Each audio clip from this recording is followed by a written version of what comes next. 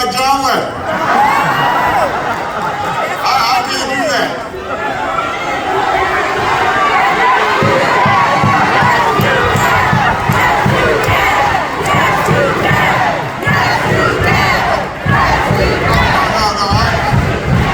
I can sing, but not like John Lennon.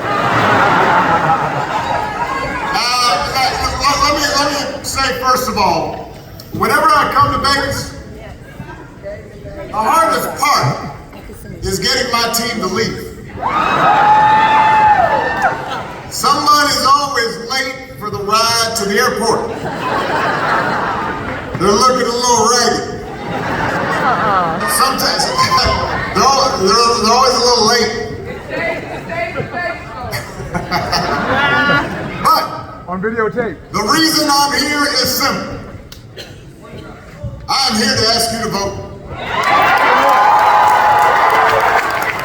here to ask you to vote for your members of Congress, Dina Titus, Susan Lee, and my good friend Stephen Horsworth. And we're going to vote for your next Secretary of State, Cisco Aguilar. For your Attorney General, Ellen Ford. For your outstanding governor, Steve Sisolak.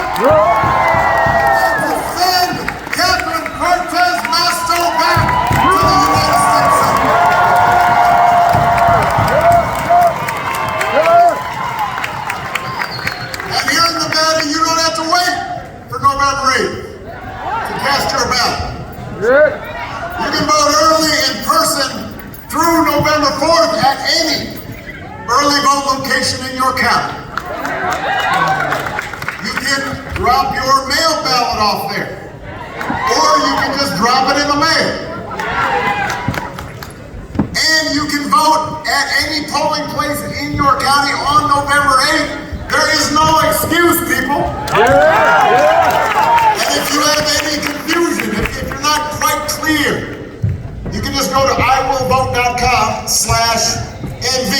Find out where you need to go, and then make a plan, and then after you've made your plan, you gotta help your family and friends make a plan to vote.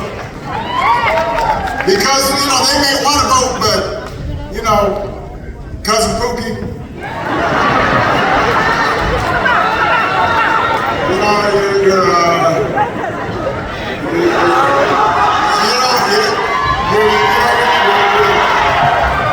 your nephew says like they're planning, they tell you they're gonna vote, but they're on their couch playing a video game. You gotta talk to them. Don't just let them say, yeah, I'm gonna vote. Now you gotta take them with you if you vote early. Or if you vote in person on election, they take them with you.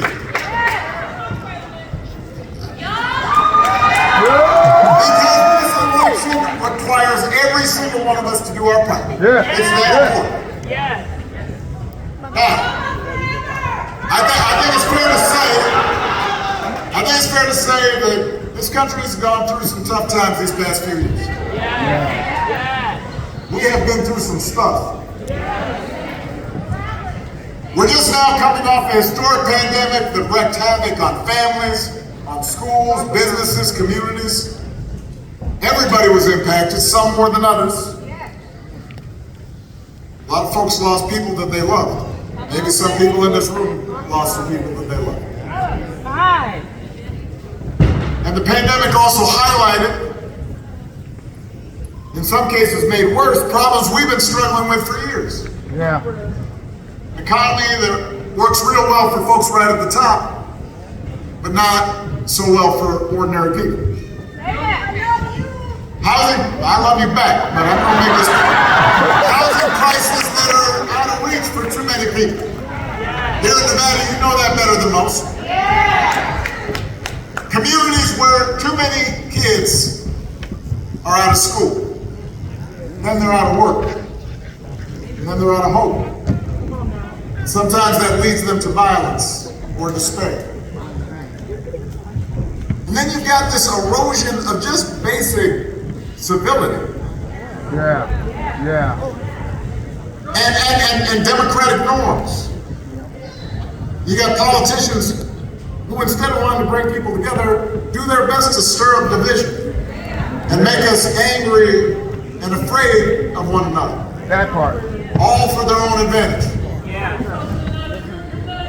And all of this gets amped up. It gets hyped up 24/7 on social media because they find it more profitable to stir up controversy and conflict than to lift up the truth and facts.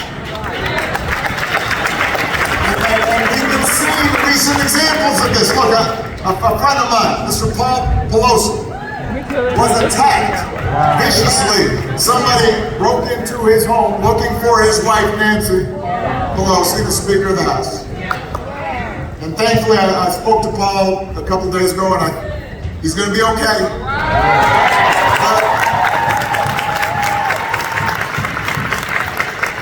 But even as investigators do their job, find out what exactly motivated this person, one thing's clear. It was Trump. This increasing habit of demonizing political opponents creates a dangerous climate. And elected officials who do not explicitly reject or participate in over-the-top rhetoric, if that's what they're doing instead of, if they just ignore or make light of that kind of violence, or if they encourage their supporters to stand outside voting places armed with guns and dressed in tactical gear, if that's the environment that we create, more people are going to get hurt. And we will be violating the basic spirit of who we are as a people. And by the way, let me just say, it is not just politicians now.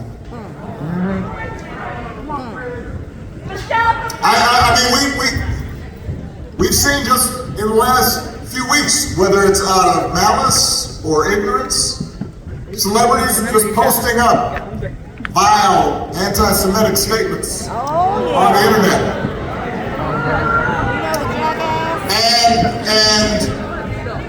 And it gets disseminated. Millions of people log on to that. I want to give you a tip, Nevada. I want to give you a tip. If you see or read something on the internet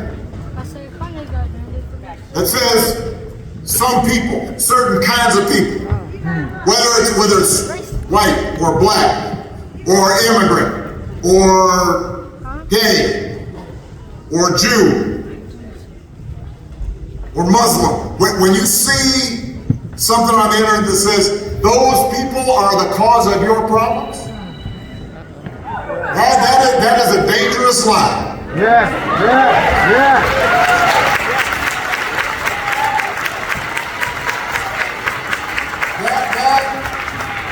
That is a path that will tear this country apart. Yeah.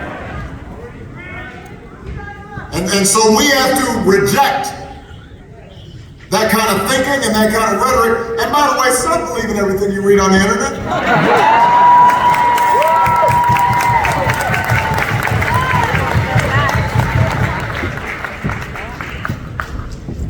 So I get why people are anxious. Sometimes there's a mean spirit out there floating in cyberspace. And I get why you might be worried about the course of our country. I understand why sometimes it's tempting just to tune out. Just go watch football, or HGTV, or the Great British Baking Show, whatever you like. Or Real Housewives. I don't know which one. Baking. But I'm here to tell you, Nevada, that tuning out is not an option. Moping and feeling cynical is not an option. Right. The only way to make this economy fair is if we, all of us, fight for it. Yeah. The only way to save democracy is if we together fight for it. Yeah. And that starts with elected people who know you and see you and care about you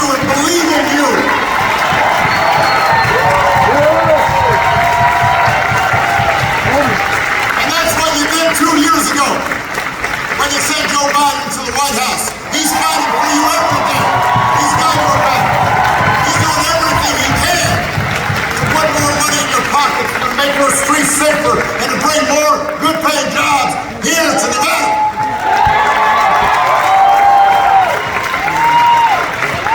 That's what you did when you elected Steve Sisolak, governor, and made Catherine Cortez Masto the first Latina elected to the United States Senate.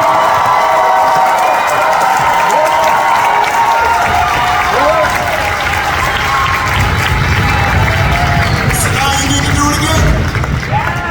Now you need to do it again.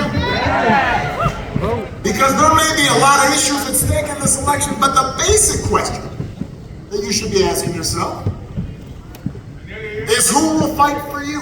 That's the choice in this election. Who will fight for you? Who will fight for working people who are struggling to pay the bills?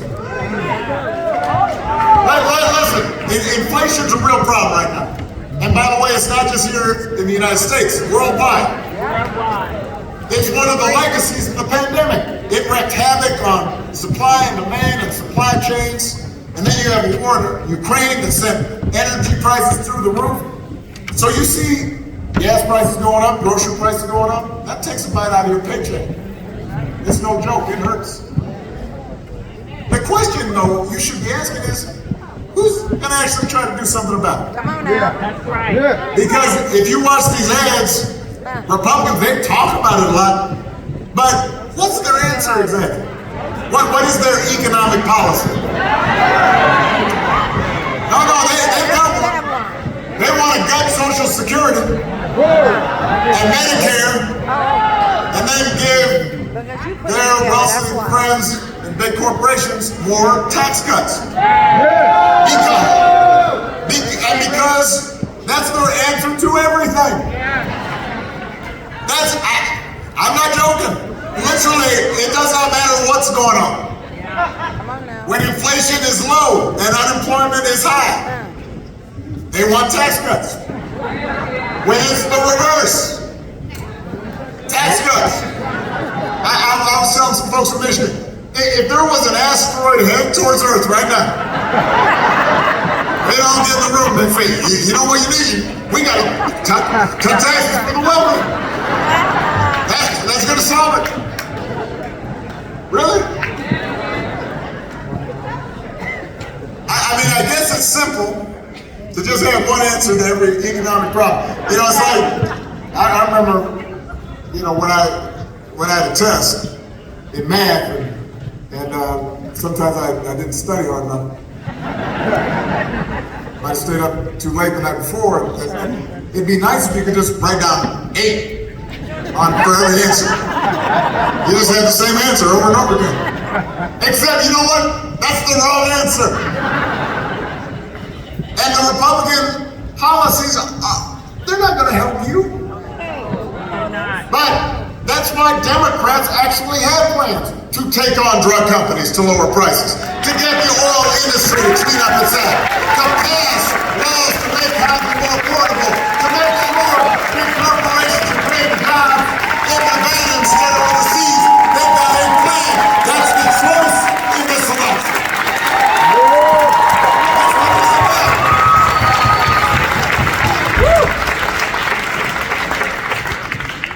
There's plenty of I love you back. But we got to focus right now. Focus. There's a lot of talk right now about crime. Now, violent crime has gone up over the last 7, 8 years. Yeah. By the way, it hasn't just been the last 2. They never talked about it when it went up under the other guy. Yeah. You know what I'm saying? Yeah. Funny how that works. And by the way, it's gone up not just in so-called liberal states, it's gone up in conservative rural areas too. But who will fight to keep you and your family safe? Is it going to be the Republican politicians who want to flood our streets with more guns, who actually voted against more resources for police departments? Or is it the leaders like Stephen Horsham, and Susie Lee, and Catherine Cortez Masto, who worked with President Biden to pass the first major gun safety legislation in nearly 30 years?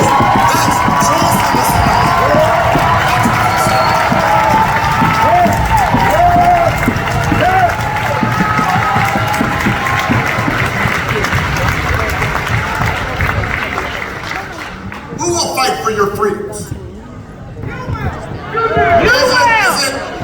it some of these Republican politicians and judges who think they should decide when you start a family, or how many children you have, or who you marry, or who you love? Or are the Democratic leaders who believe that the freedom to make these intimate, personal decisions belong to every American, not politicians in Washington? You should be making those decisions.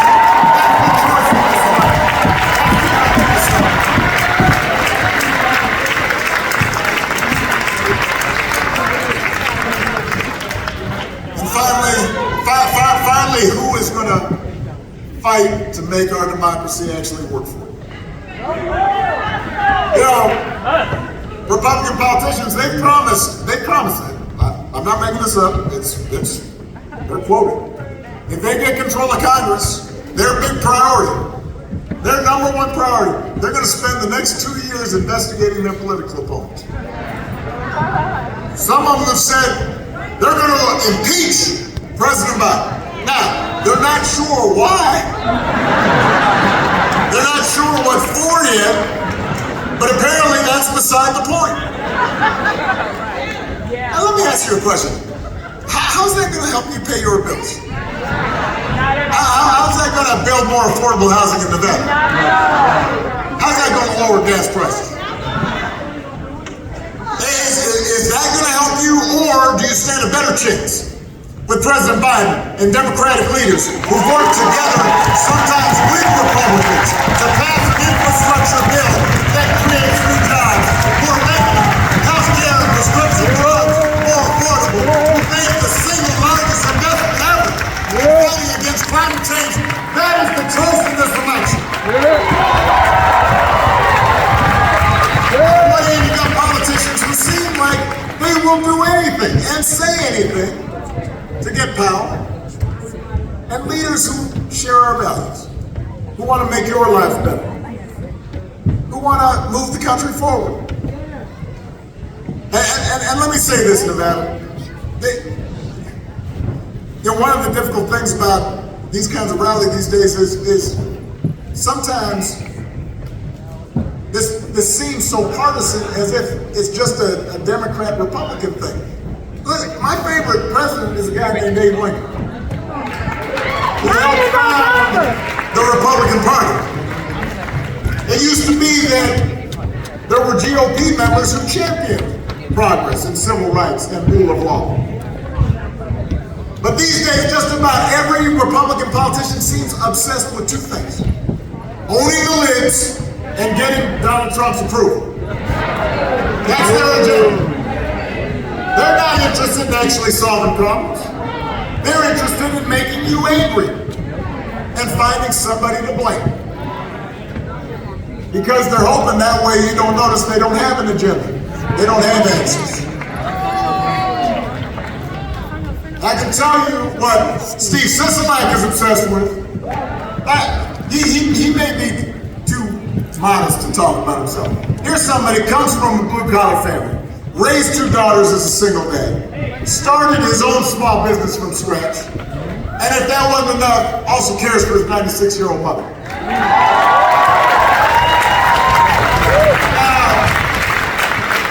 So Steve makes the rest of us look like slackers.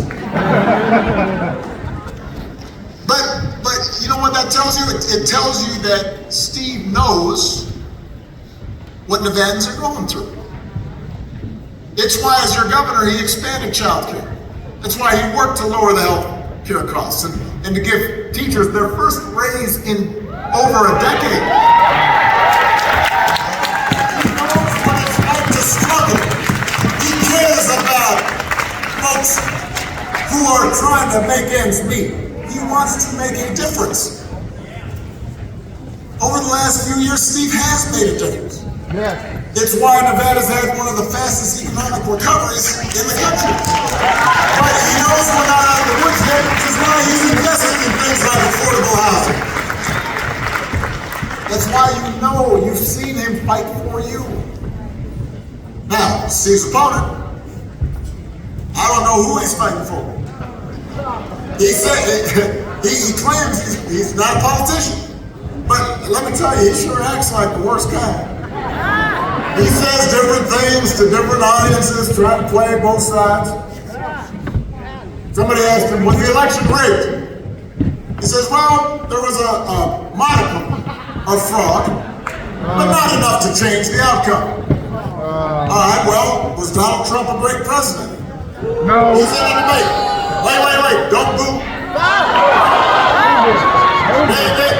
They can't hear you booing out there, but they'll hear your vote.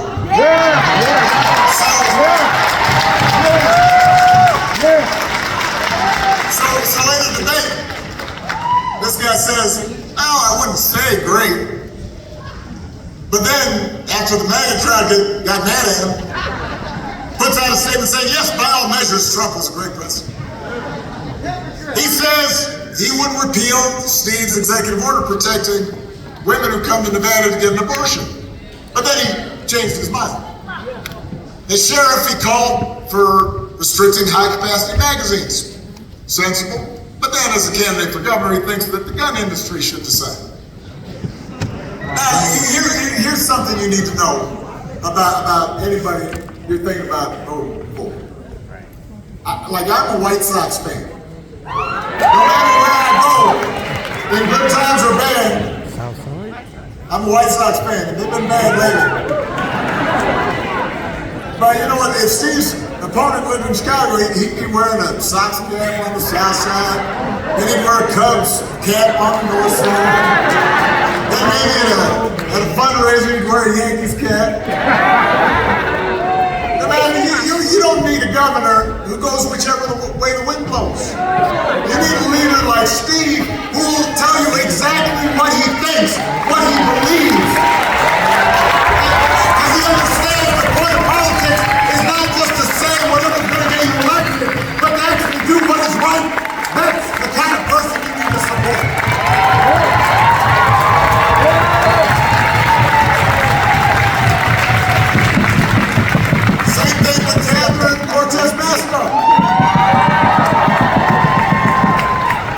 Third generation Nevada. Grew up here in Vegas. Dad started out parking cars at the Dunes. She and her sister were the first in the family to graduate from college. She knows what it's like to struggle and work hard. In the Senate, she succeeded my dear friend and her mentor, Harry Reid. Who also, by the way, never forgot where he came from. She hasn't forgotten where she came from. She's gone after big oil for high gas prices. While she takes on pharmaceutical companies to lower prescription drug costs. She's fought harder than just about anybody in Congress to make housing more affordable. Because she wants to give every family the same opportunities that her family had. Now, Catherine's opponent, different story. No, what did I say about her? So, Catherine's opponent, he moved to Nevada right before he ran for elected office. As a lobbyist, has made millions of dollars working for a firm that defended big oil companies. As Attorney General, fought to end investigations into big oil companies. So those are his peeps. That's who he listens to. I think it's fair to say he might be more interested in keeping them happy than he is fighting for you. And by the way, you don't have to take my word for it. A few weeks ago, 14 members of Adam Weissel's family announced they were supporting Catherine Cortez Masto.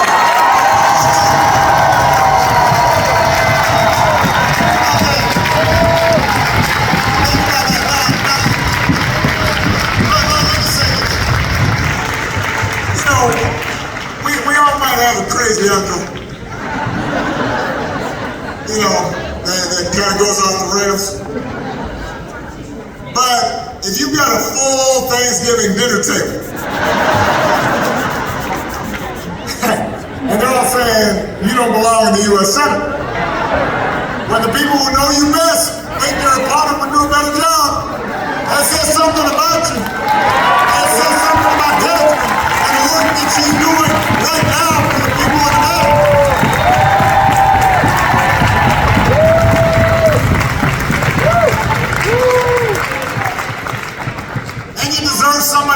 stand up for a woman's right to make her own decisions about her body and her health care.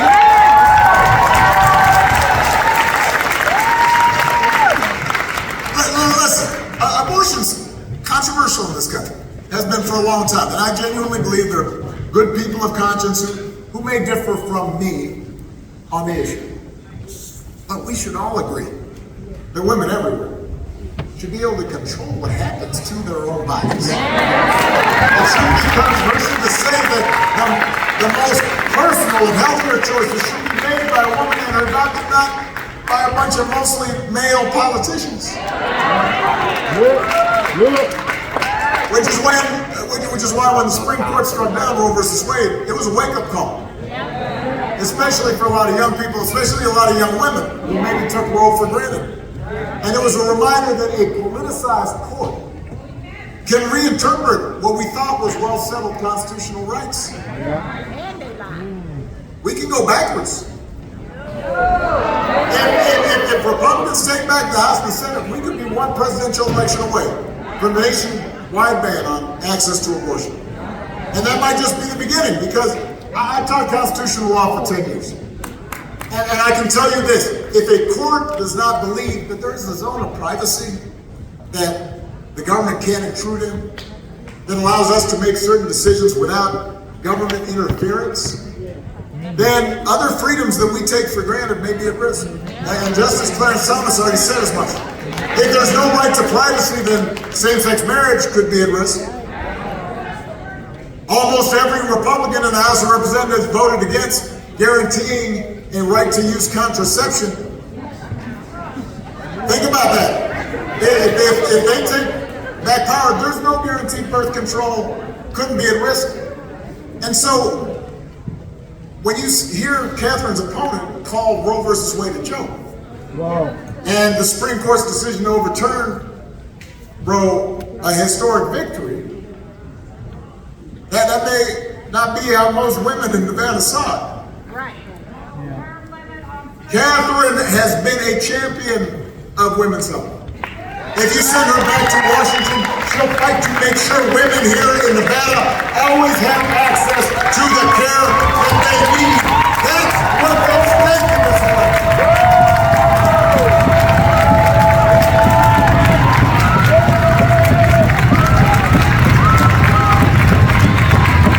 I know it's getting late. It's a school night. Let me bring you this song home for you. If all these things I talked about aren't worth 15 minutes of your time, I don't know what is.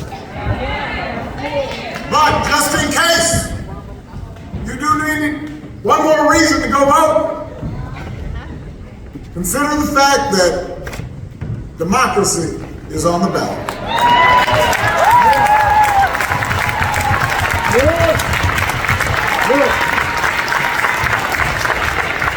I gotta admit, sometimes going out on the campaign trail feels harder than it used to. Not just because I'm older, a little gray. But back when I was first running for office, and that wasn't that long ago.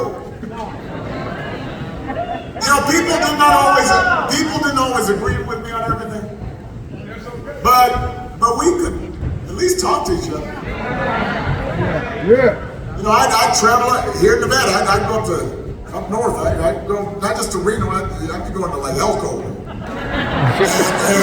And I talk to people and sit in diners. You go to a VFW hall. You go to a county fair around the country, different places, and you talk to folks. And maybe you have a piece of pie. I like pie. A cup of coffee. Pie drink. And you listen. And they might not always agree with me, and they might not vote for me. But we sometimes found we had some things in common. Talk about our kids. Talk about sort of bad jobs we used to have. Talk about a parent who got sick and it was tough getting health care. And we see each other in our shared humanity, and sometimes we persuade each other. And that's why I ended up getting a whole bunch of Republican votes. And after I won, my opponent, John McCain, graciously conceded.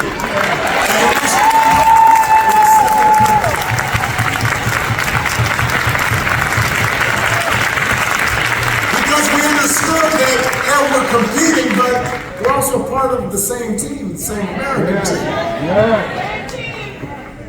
That was the basic foundation of our democracy, and that's at risk right now. Democrats, let me tell you, are not perfect.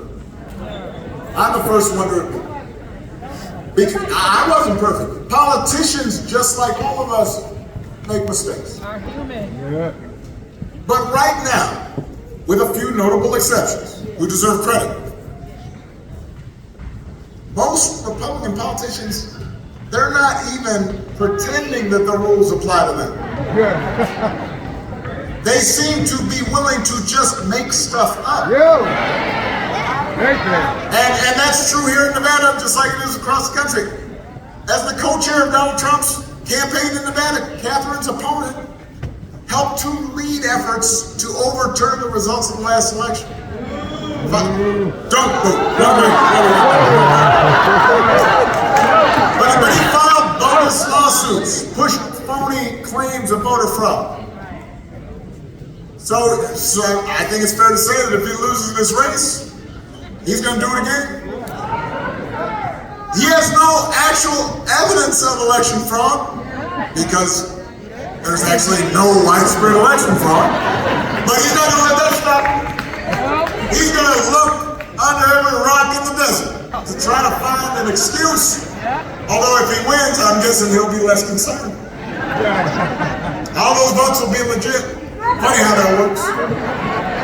Listen, I lost my first congressional race by 30 points. I got whooped. You know what I did not do? I didn't say this was rigged. I didn't claim fraud. I certainly didn't instigate a riot on the Capitol. Instead, I asked myself, how can I be better? How can I connect with voters better? Because that's how it's supposed to work.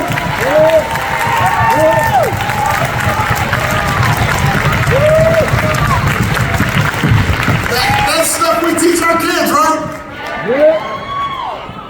You know, you're in the sandbox, things don't go your way. You don't throw a tantrum. Throw something at the other kid. If you see your kid do that, you pull them aside. Kind of hard too, you know. Listen, don't do that. We teach our kids to be fair, to be honest. But we should expect the same from our politicians. Because, listen, I understand that democracy might not seem like a top priority right now. Especially when it doesn't always feel like the results work for you. You don't see enough progress on issues that matter to you and your family. Sometimes progress is slow. But we have seen throughout history, and we see right now around the world, what happens when you give up on democracy. You can see it in countries where the government tells you what books you can and cannot read. Countries where if you dissent, you get put into jail. Countries where reporters are silenced. Countries where it doesn't matter who you vote for because the same folks are going to win every time. And they'll do whatever they want. And where corruption is rampant because there's no accountability. When true democracy goes away, people get hurt. And it's hard to recover. It has real life consequences. And that's why generations of Americans fought and died for the idea of self-government. That's what this flag is supposed to stand for. That's why we believe we set up rules and democratic norms that work. Rules we teach our kids when they're little about being honest and being fair, about how groups are supposed to make decisions, and everybody gets a say, and everybody gets a turn. And if you don't get your way, you don't take your ball and go home or have a chance. You get over it and try to do better the next time. Democracy is at stake in this election, Nevada. And that's why it's not enough to elect Democrats like Steve Sisolak and Catherine Cortez Masto. We also have to elect good people up and down the ballot. Like Cisco Aguilar, who's running to be your Secretary of State.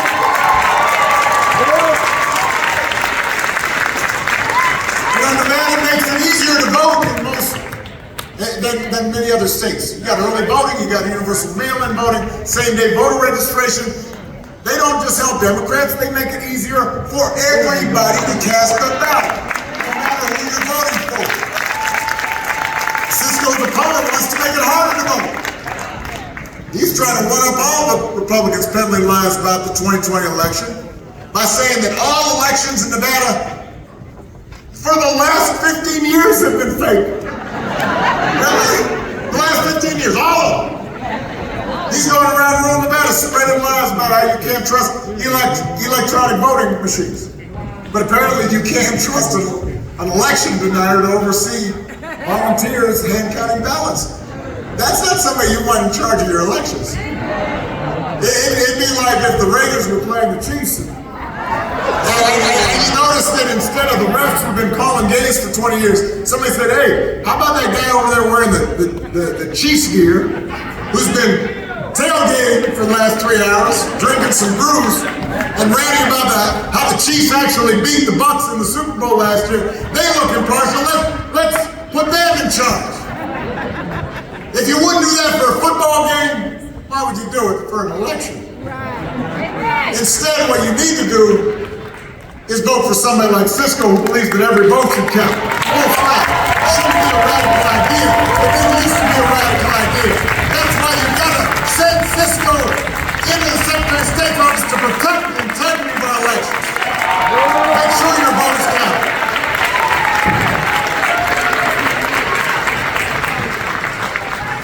Right now, you get a chance to make a difference, so long as you vote. And we joke in my house, between me and Michelle can sometimes be the glass half empty. She went a little down. I'm the hope and change guy. So I'm usually a little more optimistic. And sometimes when she gets down about the state of the country, the state of the world, she's been reading too much, watching too much stuff, hearing crazy stuff. I'll say, hey honey, it's gonna be okay. Because I believe it will be. But you know what? It won't be okay on its own. The reason I believe it'll be okay is because I believe in you. It'll be okay if we fight for it and work for it. Not just on election day, but every day in between. That's why this election matters, Nevada. These may be tough times, but we've been through tough times before.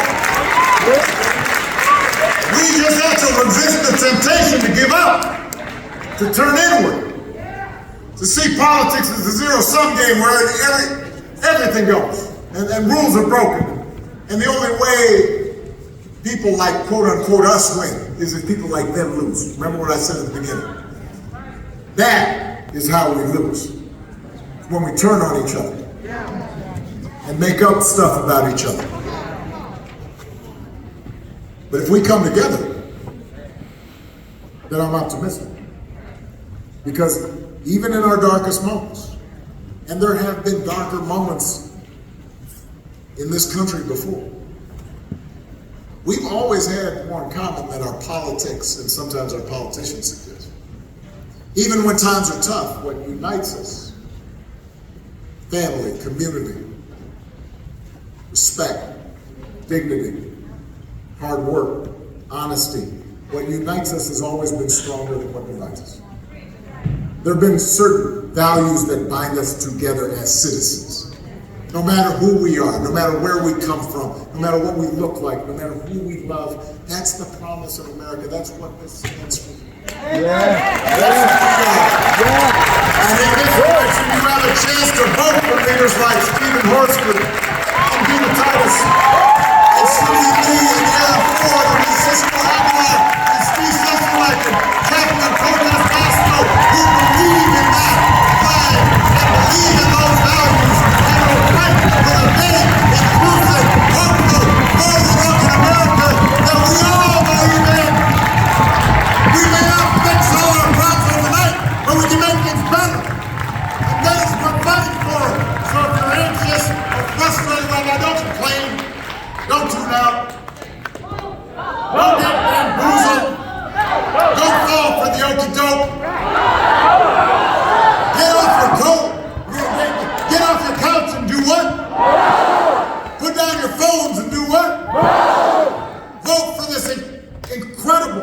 had a Democratic ticket. Make sure other folks do the same. If enough of us make our voices heard, we will build a country that is more fair and more just and more equal and more free. I believe in you. Yes. Let's go do it. Thank you.